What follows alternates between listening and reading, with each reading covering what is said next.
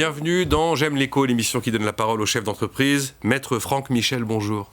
Bonjour Nicolas. Vous êtes administrateur judiciaire associé et fondateur du cabinet Agi Associés. Alors l'administrateur judiciaire, c'est un auxiliaire de justice indépendant qui est désigné par le tribunal, qui va assister une entreprise, une copropriété, une association. Et il défend son client face au mandataire judiciaire qui, lui, généralement, va défendre les créanciers. À partir de quel moment votre présence est nécessaire dans la vie d'une entreprise ? Au tribunal, avant le tribunal, comment ça se passe ? Aujourd'hui, on a l'occasion d'intervenir dans deux cas de figure, c'est-à-dire on intervient effectivement ce qui est le cas le plus connu dans le cadre des procédures collectives, c'est-à-dire dans un cadre judiciaire. Les fameuses défaillances d'entreprise. Voilà, les fameuses défaillances d'entreprise, sauvegarde, redressement judiciaire et liquidation judiciaire avec poursuite d'activité.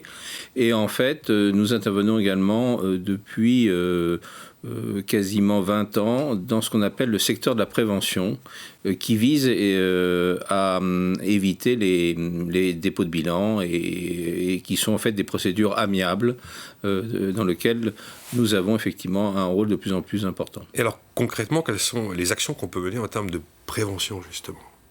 Alors, dans le cadre de la prévention, les actions sont importantes. Nous intervenons à la fois pour négocier des accords pour suspendre des échéances de règlement qui rendraient l'entreprise en état de cessation des paiements, donc vis-à-vis des fournisseurs, des établissements bancaires. Nous assistons le chef d'entreprise pour mettre en place des moratoires, voire des abandons de créances avec ses différents créanciers, sur la base, effectivement, le plus souvent d'un IBR, donc un audit qui est effectué par un tiers indépendant. Et ça, c'est avant, éventuellement, une déclaration devant le tribunal de commerce ? C'est essentiellement avant, et c'est surtout l'optique est d'éviter, par ces mesures, que l'entreprise ne déclare sa cessation des paiements et ne se retrouve en procédure collective. Alors, Maître Franck Michel, quel est le regard que vous portez sur l'incroyable action que Bercy a menée depuis un an au chevet des entreprises ? Je dis incroyable, ça peut être lu dans tous les sens. C'est effectivement le mot juste, incroyable à la hauteur des sommes qui sont en jeu, puisqu'on parle de plus de 120 milliards de PGE qui ont été mis à disposition des entreprises. Prêts garantis par l'État, oui. Prêts garantis par l'État, qui ont été mis à disposition des entreprises.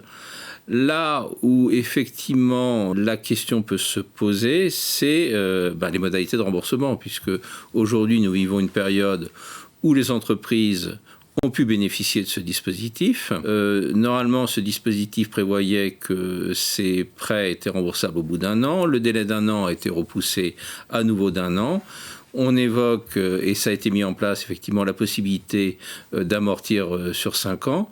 La réalité aujourd'hui, c'est que nous sommes dans une situation où les débuts de remboursement des PGE n'ont pas commencé. Tout est sous cloche. Voilà. Tout est sous cloche. Voilà. Les entreprises sont un peu comme anesthésiées, c'est-à-dire qu'ils bénéficient aujourd'hui de cette trésorerie. Alors, pour être schématique, on peut dire qu'il y a deux types d'entreprises. Il y a ceux qui ont bénéficié de ce PGE, mais qui l'ont gardé en trésorerie et qui ont la possibilité de le rembourser effectivement quand ils le jugeront utile, sachant que cette trésorerie est aujourd'hui dans leur compte, dans les bilans de l'entreprise.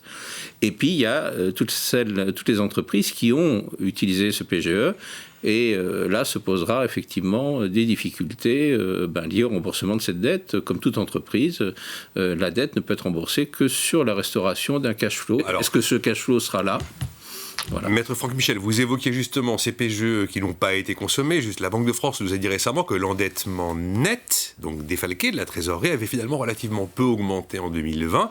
Est-ce que vous partagez cette vision c'est un peu rassurante, ou finalement vous faites partie de ceux qui s'attendent au mur de la dette, qui s'attendent à la vague des défaillances avec le chômage qui ira avec ? Quand la crise est intervenue, les entreprises qui en ont eu la possibilité ont saisi cette opportunité, sachant que les établissements bancaires étaient demandeurs à mettre en place ce type de prêt. Le problème qui va se poser est non pas pour les entreprises qui ont la possibilité de le rembourser, ce PGE, c'est pour effectivement les entreprises qui n'en auront pas la possibilité. Pour les entreprises qui n'en auront pas la possibilité, on peut dire qu'il y a deux cas de figure. Il y a effectivement les entreprises qui devront adapter les échéances de remboursement à leur capacité de remboursement, ce qui se fait normalement dans le cadre d'une analyse prévisionnelle. Et puis vous avez un certain nombre d'entreprises qu'on appelle les entreprises zombies. Qui auraient disparu sans le... Voilà, c'est un terme qui est un peu curieux. Mais oui, il est rentré dans le langage courant. Mais il est rentré dans le langage courant. Ce sont des entreprises qui, s'il n'y avait pas eu le PGE, se serait passé en procédure collective, oui, c'est sûr. Puisque vous savez que dans le cadre des textes, il y a environ 20 000 entreprises qui n'ont pas fait l'objet de procédure collective par rapport à 2019. C'est-à-dire qu'il y a une perte. En France, on a environ 50 000 faillites d'entreprises par an. En 2020, nous sommes tombés à 30 000. Donc il y a 20 000 entreprises qui ont échappé à la procédure collective. Si elles y ont échappé, c'est pas qu'elles se portent mieux, c'est que le plus souvent, elles ont bénéficié d'un PGE, mais le PGE n'a fait qu'augmenter leur dette, et donc ces entreprises vont se retrouver forcément rattrapées dans le cadre d'une procédure collective. Il n'y a pas de solution pour faire ce fameux tri entre l'entreprise viable hors Covid qu'il faudra soutenir, voire pour laquelle le PGE deviendra peut-être une subvention et l'État tirera un trait sur sa créance, et la fameuse zombie qui, dans un processus schumpeterien, j'ai envie de dire comme d'habitude, aurait vécu sa vie normale, qui est la vie d'une entreprise qui n'a pas d'avenir et qui finit par disparaître. Alors c'est le rôle des tribunaux de commerce, oui. De faire ce diagnostic avec les auxiliaires de justice qui vont être désignés, mais effectivement on aura bien deux cas de figure. On aura effectivement un phénomène de rattrapage des entreprises qui auraient dû se passer en procédure collective, ces 20 000 entreprises, et qui vont se retrouver effectivement en procédure collective dès que leur bilan va être publié, dès qu'il y aura une incapacité de faire face à leurs charges, ou dès que les assignations des organismes publics reprendront. On est certain qu'effectivement, il y aura cette vague de défaillance qui va intervenir.